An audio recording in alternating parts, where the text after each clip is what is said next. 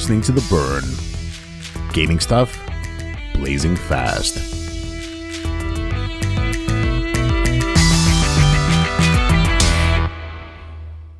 Welcome to a new episode of The Burn, a podcast about gaming done blazing fast. I'm Aviv Manoach.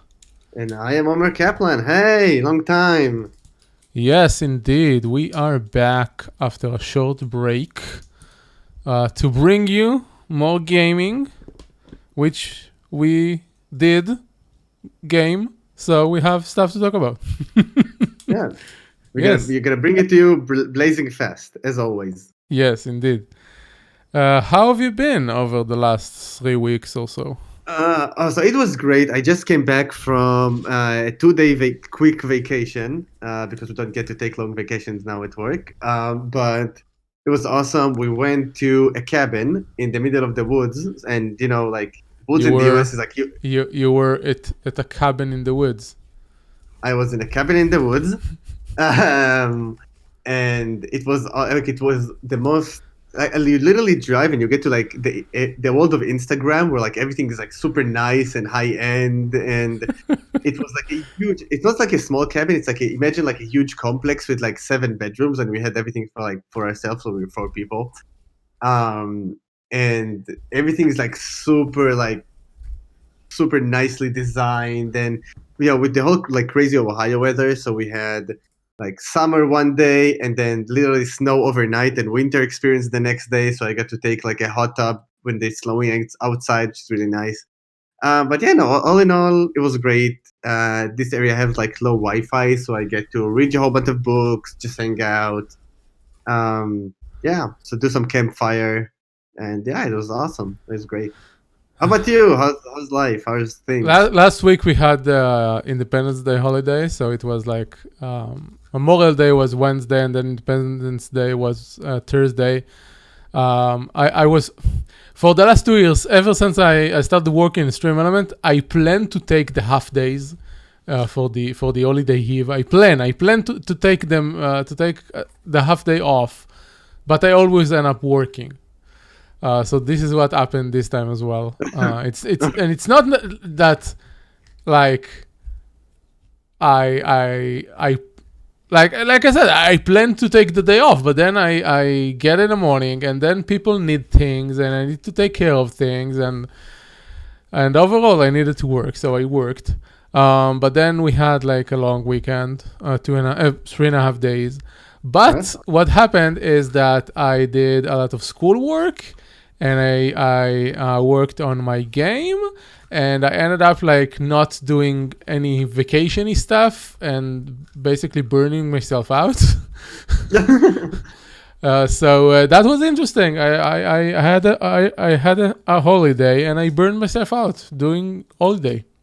That sounds both exciting and unhealthy at the same time. Yeah, it was a thing that I worked on my game for like 10 hours over that weekend, and I started on Friday evening, and then I did some on Saturday morning, and I streamed it, and then I took a break and took a nap and stuff, and then I got up from the nap and I continued to working on it, and that was a mistake. I shouldn't have done it. I should have left it for another day.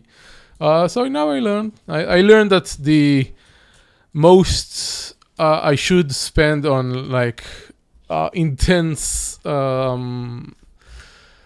cerebral work is like 3 to 4 hours a day, and more than that just is counterproductive. But speaking on my game dev shenanigans, I'm making a game and I'm streaming some of it. So far, a lot of it over at twitch.tv/icel.me. So any listener can follow the channel. It's usually on Saturdays, Israeli morning, so that's US nights, more or less. And then we also have I revamped the entire Discord server, so it has more. Why did I say few? It has more channels, but better organized. It's now an official community server. It also has a channel for listeners to the podcast to chat. So that's a thing as well. So that's a thing. It's over. You can join it by going to icel.me/discord, and you will get the permanent invite to the Discord. So it's kind of exciting. All of that. Sounds like you need a vacation. No, it's fine. We are in the second semester of the master's degree, so I can't really not do anything. So this week we had to present like a first playable version of a project, and I worked on it a lot. And then next week I need to do an Arduino project, and also nice. some artificial intelligence exercises for another class and stuff like that. So I can't really rest, and I work at the same time. I still have a full-time job on top of that, and we record podcasts from time to time. Yes. So this podcast, it's the burn. Hello. In each episode of this show, we discuss a game we are playing and like or dislike, and some current news. Today we're going to talk about the game Immortals Fenyx Rising, and I'll just get into it after this water break. Yes. So, Immortals Fenyx Rising is a Ubisoft game, one of the other studios. I think it's Ubisoft Quebec or something. Mm-hmm. Yep. And it's basically what you get if you take inspirations from Zelda Breath of the Wild, the entire cartoony aesthetic, although I like how Immortals did it a lot better. It's not cel-shaded and stuff. And the gliding, and some of the stamina systems, but not really. You take some inspirations, I imagine, from Genshin Impact, and then you put both of those on top of an Assassin's Creed game, but you take all the serious stuff out of it. And what you get is a really, really fun game based on Greek mythology, where we play as Fenyx. Fenyx is a character which you can design however you like, and you can change it anytime during the game. So you can choose any body type, and you can choose either a manly or feminine voice, and then that's what determine your character's gender and how you will be addressed in the game. So you can choose the feminine voice and have a manly body, and people will just refer you as a woman.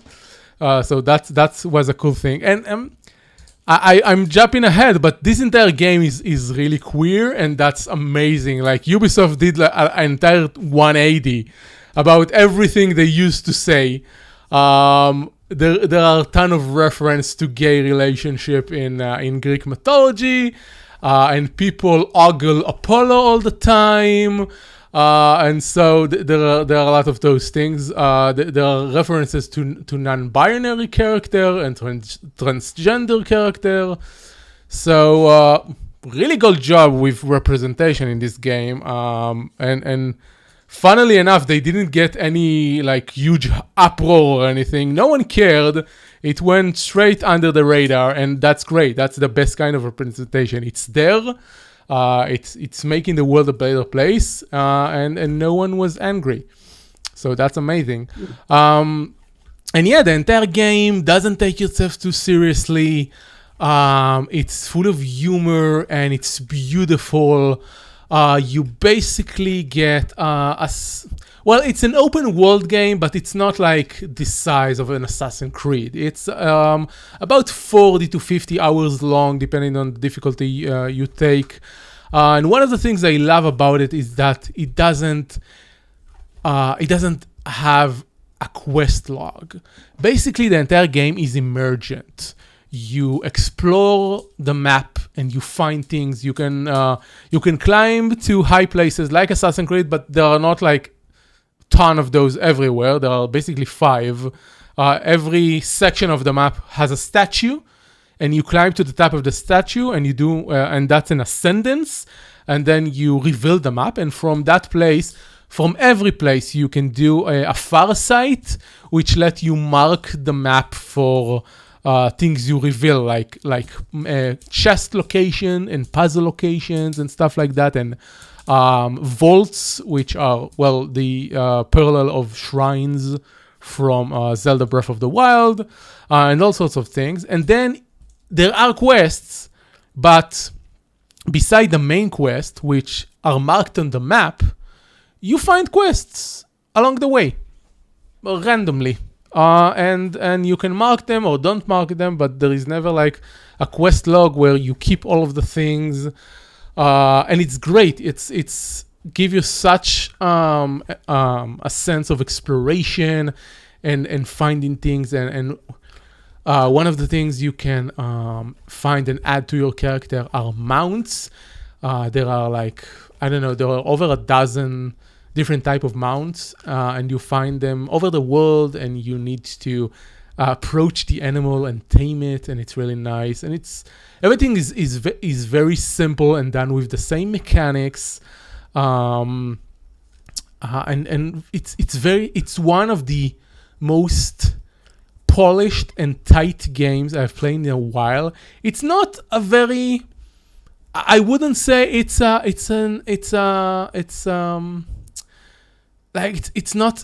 the best game. It doesn't do anything innovative or new, but everything it does extremely well. And that's one of the most important things. Now, there is combat in this game. It's very like secondary. There are not a ton of different enemies to fight, and all the enemies of a certain type has always the same attacks and tactics, and that's kind of, well, similar to Breath of the Wild and Genshin Impact. And you can choose the difficulty level of the encounters. I played on easy, and it was just the right amount for me. When I defeated bosses, I felt like I was a hero. And that's actually one of the things this game does very well. Throughout its experience, it's let you feel like a Greek hero. I think they did it amazingly well. You have all sorts of godly powers that you get, and the game lets you use them in a very cool way all the time. And that ties us up to the core of the game, which is the puzzles. And that is where people will be divided about this game. People that like the puzzles will like the game, and people that dislikes the puzzle will not like the game.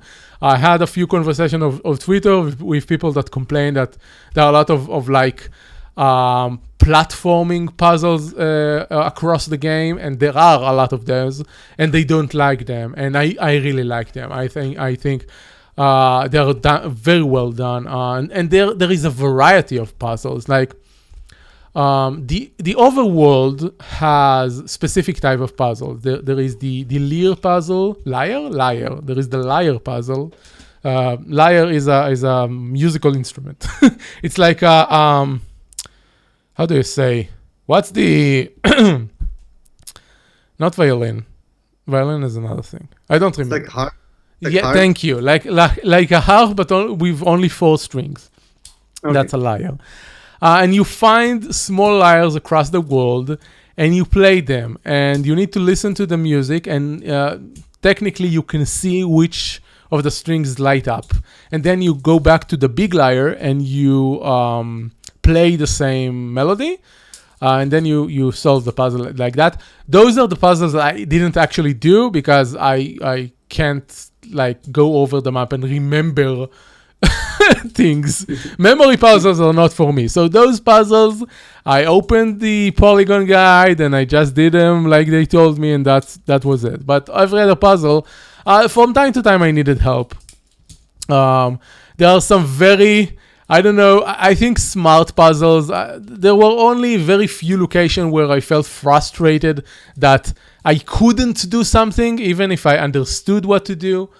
So most of the time, I think the the resolution for the puzzles are fairly proper and understandable, and don't like go outside of what the game tells you. It's also, this game is one of the best examples of do, don't show. Like there is like an axiom in filmmaking: show, don't tell. Show something happening, don't talk about it in dialogue. And in game design, it's do, don't show. Don't just show the player something passively. Have him do it. Have them do it. And this game is the perfect example of that. There is very, very little tutorial, very little explanation. The game just guides you through what you need to do in an escalating series of challenges, and it just clicks. And it's just such a good feeling to do it. So the overworld has some other type of puzzles. Like there are a bunch of environmental puzzles where you need to like unlock some stuff. So you need to put a box on a switch, or you need to stand in a certain place. So there was a very unique puzzle where you needed to guide a burning ember through a maze without being able to yourself stand inside the maze. You needed to like guide it from the outside. You threw the ember into the maze, and then you step on the outside, and you needed to pull it through with a special power you have that let you like use telekinesis and stuff. And you needed to not drop it into the water until the end. So that was very unique. And then all of those puzzles together come into those little scenes where, for example, there are constellation puzzles that you create constellations. And most of the constellations we have today are based on Greek mythology. So the entire game is narrated by Prometheus and Zeus talking. And basically, Prometheus is telling Zeus the game. You are not playing what actually happens. You are playing the story of how Prometheus is telling Zeus what is happening. So sometimes they will stop in a scene and Zeus will say something different and the whole scene will change because it's a story and things change. So Prometheus and Zeus constantly like talk about the stories of the Greek mythology, and it's a great way to learn about Greek mythology. And they also like, if you're a younger person and you play this game, the references you will go above your head. But if you are a more mature person that learned the thing about Greek mythology, the game developers put a subtext for everything. For example, how Zeus is a terrible person that cheated on his wife and raped a bunch of people. How a bunch of Greek gods just kill people without remorse, or tricked people or stuff like all the horrible things that Greek mythology actually was. They put it there as a subtext until the very end, where the entire point of the game is to teach Zeus that he was a terrible father. And that is done very well. Like the build up to the end, all the little hints they put everywhere. I think that people that don't know the Greek mythology will be impacted by the story more. But on the other hand, they wouldn't enjoy all the subtext along the way and stuff, which is another thing. So, for example, there is a story about how Aphrodite was created, and the clean version of the story talks about the foam that floated on the waves. But the actual story, the foam was, let's say, the genetic material of another god. So yeah, those sorts of hints and subtexts and stuff like that. So yeah, there are spikes of difficulty on the game, like the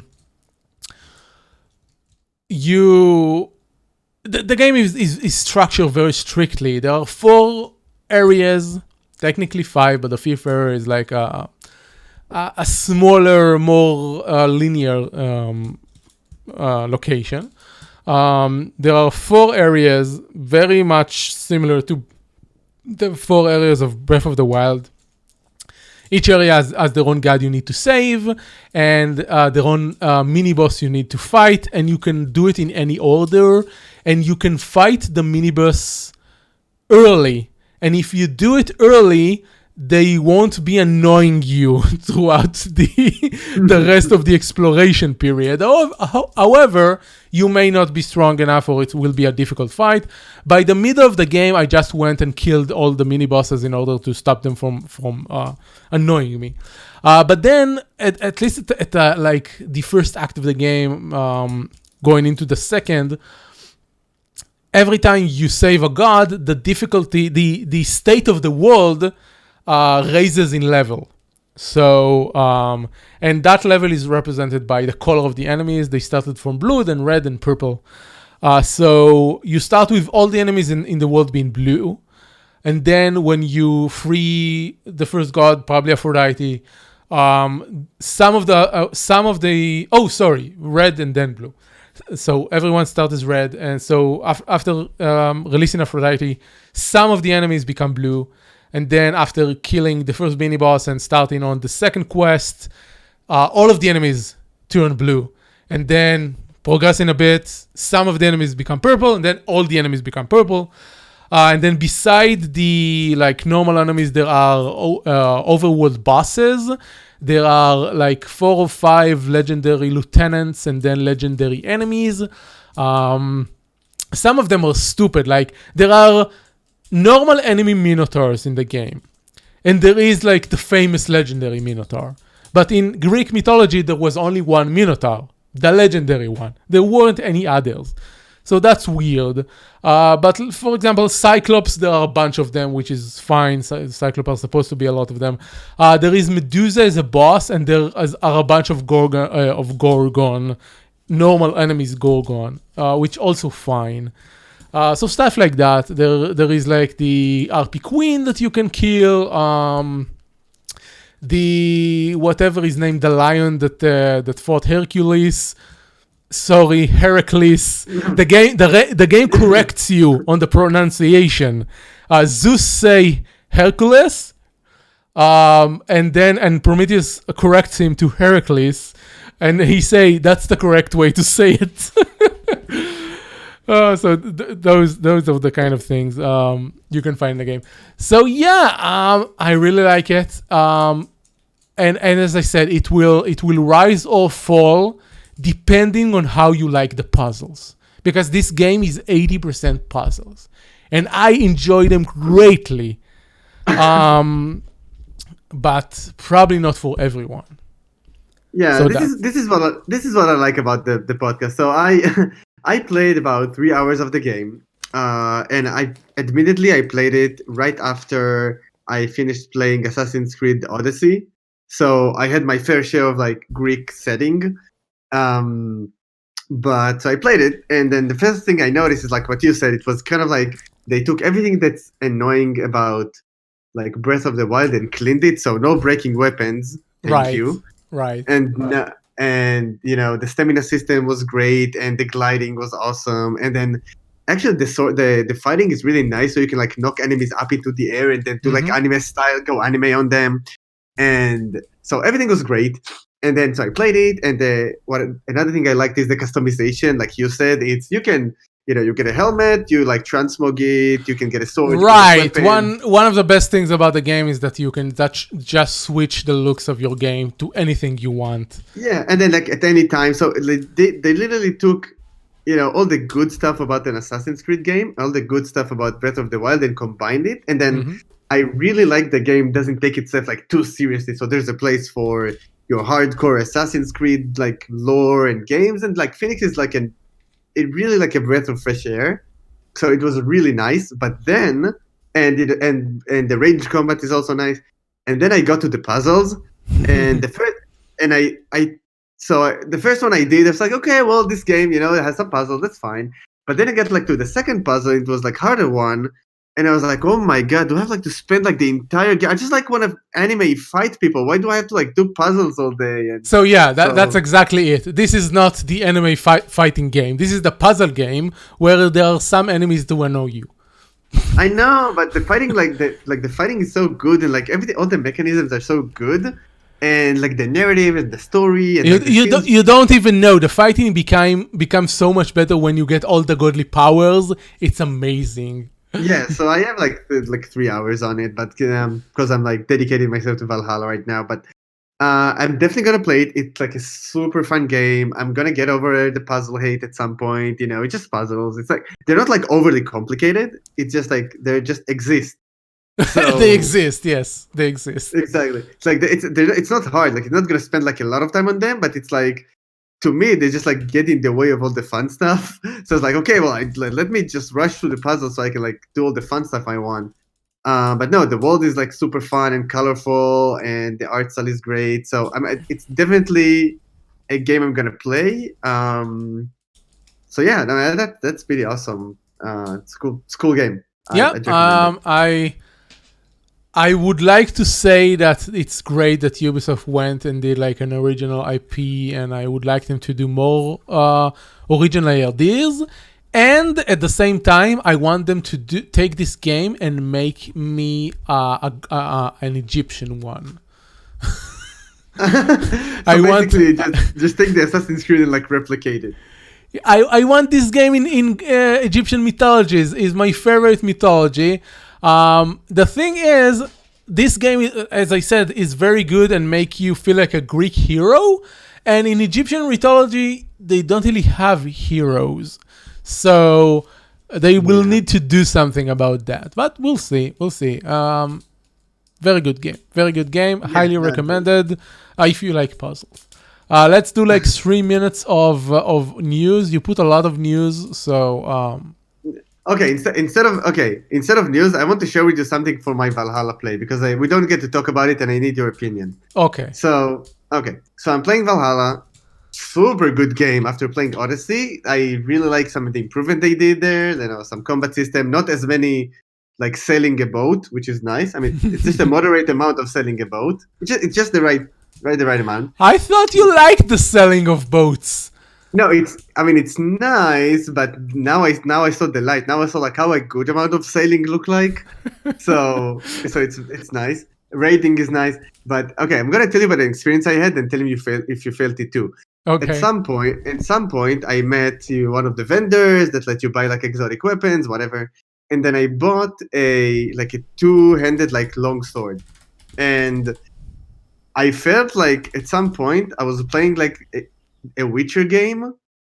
In this is like what the next version of Witcher should have been. It's like an open world game. I have a two-handed sword. I have all these like abilities. The fighting is like super smooth. I see like all those like Nordic places. Did you get like Witcher vibes out of Valhalla a little bit? No. No, but I will tell you why. I never take two-handed weapons in this game because I don't like slow combat. Oh yeah, you play like Assassinations and Rage, right? The thing with Valhalla is that the game takes you really hard into aggressive combat. So I play two-handed, two axes, not two-handed, two axes. I go all the way into the Nordic Berserker playstyle.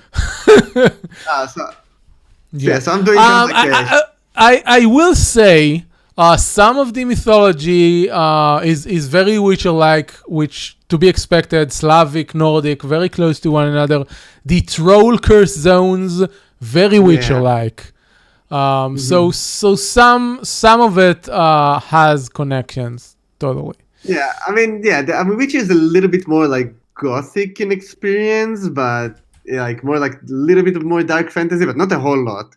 I mean, like the level of like gore is the same, and so I really got Witcher vibes, which is kind of nice. Make me want a good Witcher game. Speaking of Witcher,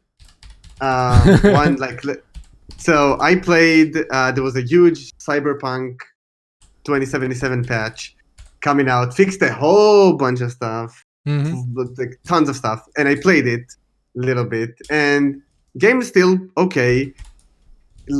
Do I recommend playing it if you want it bug-free? Probably not. So it's pretty much like, just so you know, it's still like pretty much the same state, less obvious bugs. Honestly, I think we're at a point where I don't think people are ever going to be happy with this game. So if you want to play like this GTA light, like GTA in the future game, play Cyberpunk. Other than that, I wouldn't wait specifically for like the mother of all patches. I would actually play a GTA, sci-fi GTA game. Well, it's another conversation. I don't know what people expected of this game. I don't know. Yeah. Anyway. Yeah, I think they expected like super complex like dialogue trees and like play as you like, but that's not what The Witcher was. Never mind. Let's continue. Yeah, no, I think we're done. I think we're like done. Even though I can continue this conversation for hours. You wanted you started with Cyberpunk and you wanted to go into the new Witcher mobile game. That's what you said. Speaking of Witcher. Oh, okay. No, it's the same studio. So yeah, long story short, there's a new mobile Witcher game coming up, which is a combination of like Pokemon Go and like in a Witcher like theme. Listen. I think I just value the IP too much, where like everything that came out, especially after like the Witcher Thronebreaker game, like it was like super, like one of the best, like those type of games I played, like super, super good. So everything that came out of like this IP is like very polished and like true to the source, that I don't know how you feel about like a Pokemon Go version of it. So I was like, I don't see the issue. But I wasn't one of the people that think Diablo Immortal is a crappy cash grab. No, Diablo Immortal was fine as it is. I also played like the League of Legends mobile thing, which everybody said it's like a cash grab and everything, which is fine. It's just fine. People should stop bitching about mobile games. Mobile games are fine. There are a lot of people that prefer to play on mobile. Give them good games. Don't let them stay with the hyper casual crap. Yeah, I mean, so I'm not a mobile gamer, just because I'm not as well. But yeah, I'm really happy where like quality companies getting into it. Right, it's not a thing of being a mobile game. In Stream Elements, we get new people all the time, and one of the things new people say when they introduce themselves is what kind of game they play, and people like apologize that they are not quote unquote gamers. And I'm the one that always like explain to people, you don't need to play like 30 hours a week to be a gamer. You can play mobile games. It's fine. You don't need to be good at it as well. Like someone that joined us last week or something, I don't remember when it was, but they said like, I left gaming to my brother because I'm not good at it and I don't want to say what I'm playing. You don't need to be good at games to be a gamer. I play on easy all the time. I'm not good at games. I just like games. Yeah, I mean, we're not gatekeeping gaming here. Exactly. Like, if you enjoy games, you're a gamer. Welcome to the club. Exactly. And it's fine even if it's just Candy Crush. You can play a lot of Candy Crush and be a gamer. It's fine. Yep. I mean, it's all about like the identity that you adopt. You want to if you said that already, you don't have to call yourself a gamer even if you play games. That's also fine. Yep, that's also fine. Yes. For a minute and a half, I wanted to stop on something. Since you wrote about Force Giant Studios that are ex-Blizzard and Westwood people, another news from this week is that the head of Overwatch development left Blizzard after 20 years, joining a bunch of former Blizzard like long-timer that left the company, and now everyone is waiting to see which of the ex-Blizzard companies is going to join. Because at this point, there are like 5 ex-Blizzard companies that are working on new games. And it's like, if you remember when Mike Morhaime announced the new publishing company they started, I said that I was sure they all those people leave Blizzard, wait until the cool-off period is over, and then join a new company. Yeah, I feel like everybody's. I mean, I don't have any visibility, and I'm not related to Jeff Kaplan at all, even though we have the same last name, and he's my, no relationship there. I think like at least let's say I have wishful thinking that people are like missing the culture of like the early. I'm 100% sure that that's what it is. So I don't want to make assumptions, but I think when Blizzard was like a smaller company, like more tight, more like focused on like creative direction, less Activision. Yeah, exactly. So more focused on like done when it's done, making sure the product is like super polished and on brand. And yeah, I think everything that's gonna come out of these studios is gonna be worthwhile. That's an assumption I won't make, but No, I will very much want to see what they do. Yeah, no, I don't think it's gonna be great, but I think it's gonna be worthwhile to look at it in terms of like what does they, looking at the core culture brings. And I mean, listen, like that first giant studio that want to bring back real-time strategy, I'm very like, this genre haven't been touched. I wish them all the luck, but over the last like 15 years, many people tried and many people failed. So I don't think people want to play those games anymore.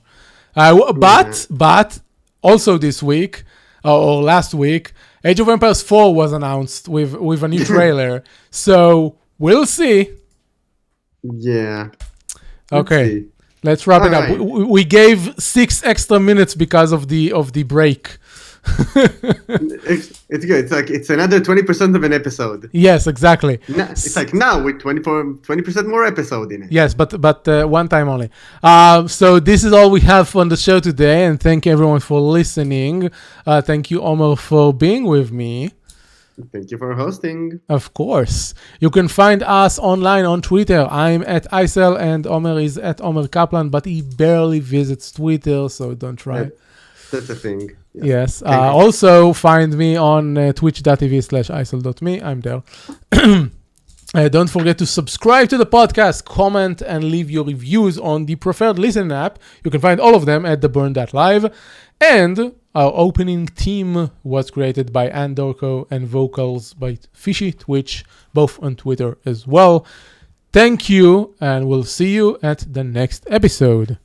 Goodbye.